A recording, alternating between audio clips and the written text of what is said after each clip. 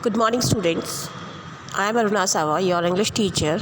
Now we will continue our chapter, A House is Not a Home. In this chapter, in previous videos, we studied about that how the fire was fired, and the writer and his mother went out to his grandfather's house, and next day when he went to the school, then he understand that what is the importance of on house, क्या importance होती है अपने house की, इस दिन समझ में आया था. Now we start our topic. When I walked through what used to be my house after school that day, I was shocked to see how much damage there was. Whatever hadn't burned was destroyed by the water and chemicals that had used to put out the fire. The only material things not destroyed were the photo albums, documents, and some other personal items that my mother had managed to heroically rescue. But my cat was gone and my heart ached for her. And he used to go to the after school to the home. तो इसकी जो आदत थी, generally हमारी भी आदत होती है, घर से हम स्कूल से हम सीधा कहाँ पहुँचते हैं, घर की ओर जाते हैं. So he used to go after the school at the house and which was burned, जो जल चुका था उसके लिए वहाँ पर गया था. And then my house after school that day I was shocked to see how much damage means होता है नुकसान होना या नष्ट होना, ख़राब होना.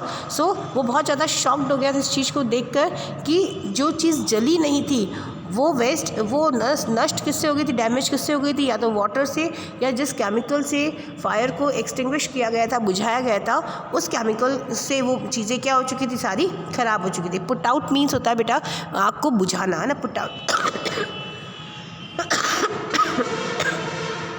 सॉरी, आग को बुझाना. द ओनली मटेरियल थिंग, जो केवल जो चीज़ ऐसी थी जो बची थी वो था जो मदर हेरोइकली अंदर जाकर लेकर आई थी, वो फ़ोटो एल्बम और कुछ लेटर्स डॉक्यूमेंट्स जो थे वो मदर पर्सनली अंदर से हेरोइक मतलब ऐसे हीरो की जैसे अंदर गई थी, वो सारे लेकर आई थी, वो बच गए, बाकी सब कुछ डिस्ट्रॉय हो चुका था. फिर वो कहता है मुझे अपनी कैट के लिए बहुत दुख होता है, जो कैट शायद अंदर रह गई या कहीं चली गई, मैं नहीं समझ पा रहा हूँ, लेकिन उसके लिए मुझे बहुत दर्द या पेन हो रहा है. Now the next one, there was no time to grieve means होता है दुख होना. कहता है मेरे पास कोई टाइम नहीं था ग्रीव या दुख करने का. My mother rushed me out of the house.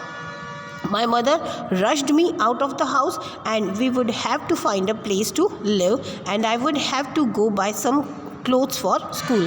अब उसकी जो मदर थी उसे उस घर से बाहर की ओर ले आती है and she pull him out of the house and then they went to the hired house. उन्होंने घर ले लिया था, मकान ले लिया था रहने के लिए, and they went to the buy some clothes for schools.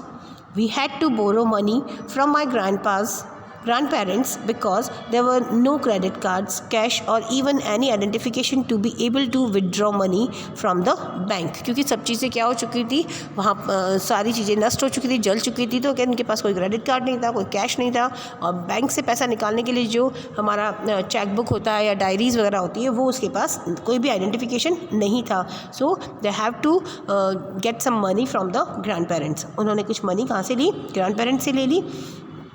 Everything had gone up in smoke. सब कुछ किस में चला गया, सब कुछ धुआं हो चुका था, ख़त्म हो चुका था.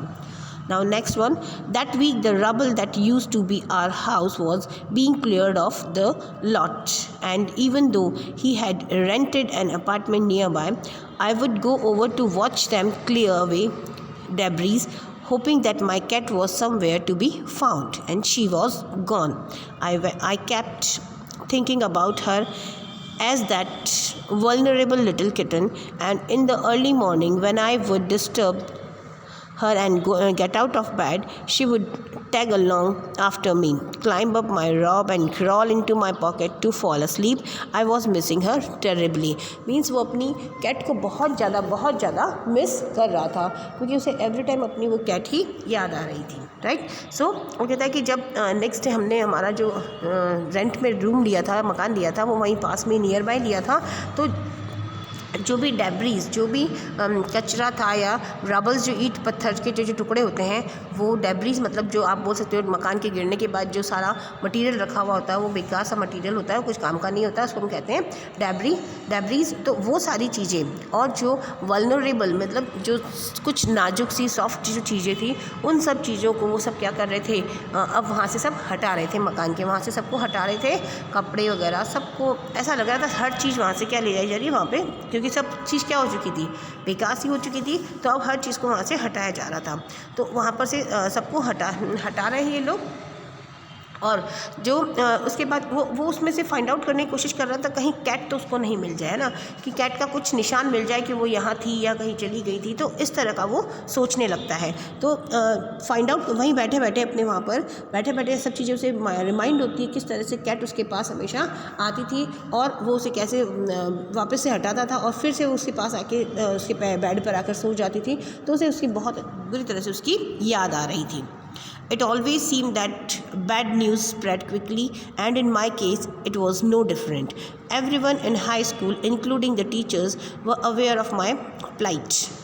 I was embarrassed as if somehow I were responsible. What a way to start off at a new school. This was not the kind of attention I was looking for.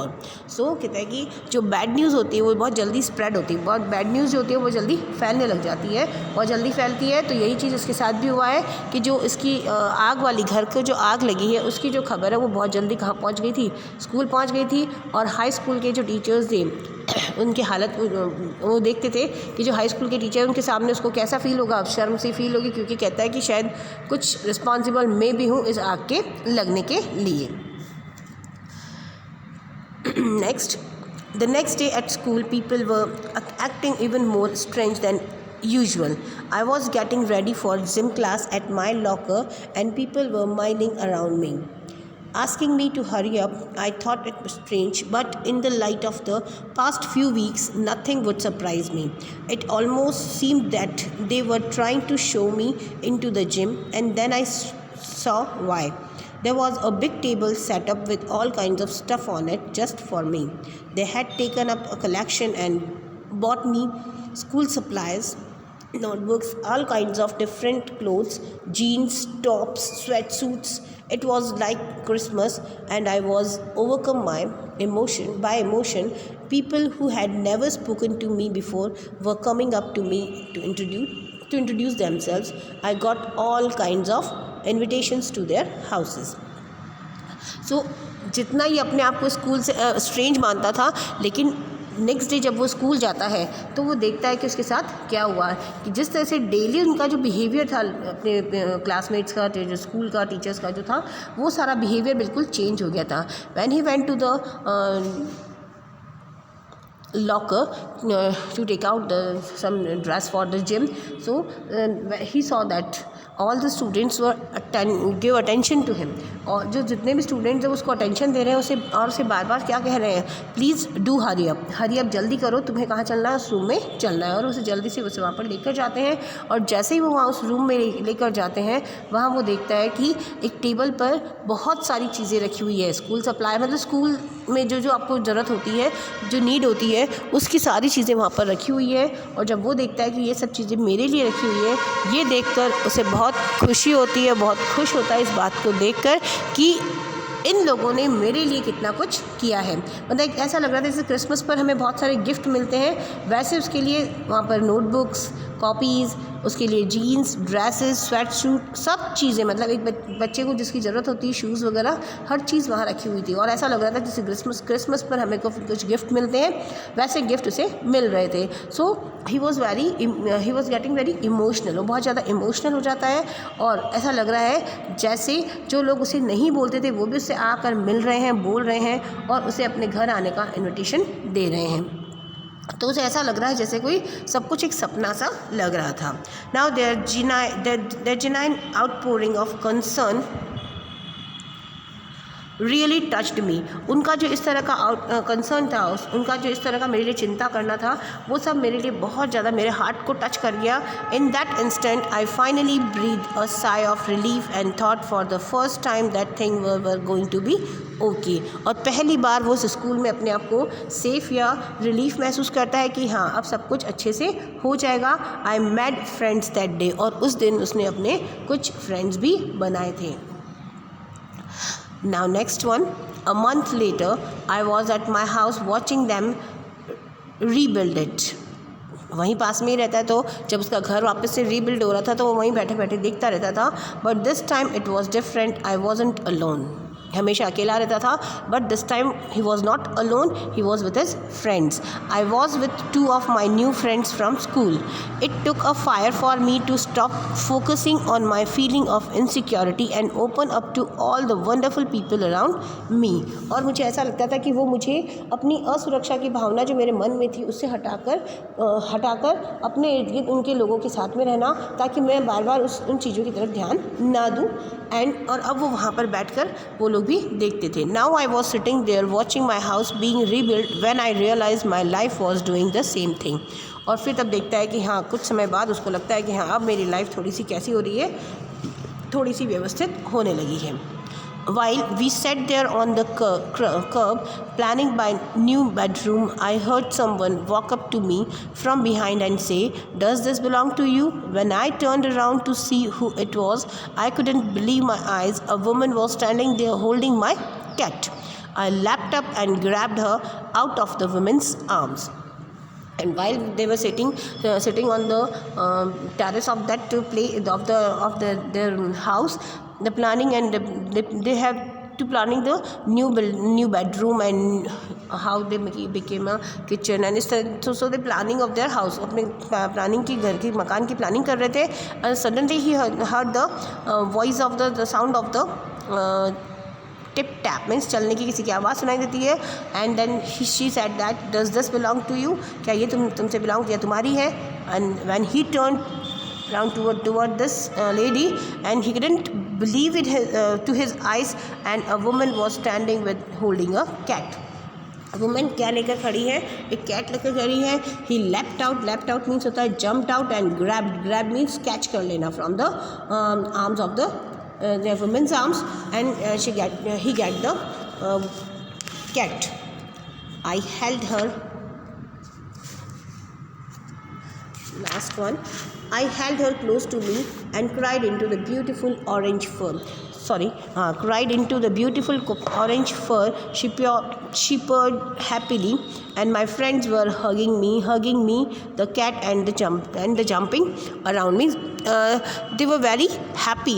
All the friends and the writer were very happy to see the cat को देखकर वो बहुत ज़्यादा happy feel कर रहे थे, खुश feel कर रहे थे, जंप कर रहे थे, उन्हें बहुत अच्छा लग रहा था, उसको हग कर रहे थे। सब चीज़ इस तरह से वो जैसे हम खुशी में सब काम करते हैं ना, वैसा वो काम कर रहे थे।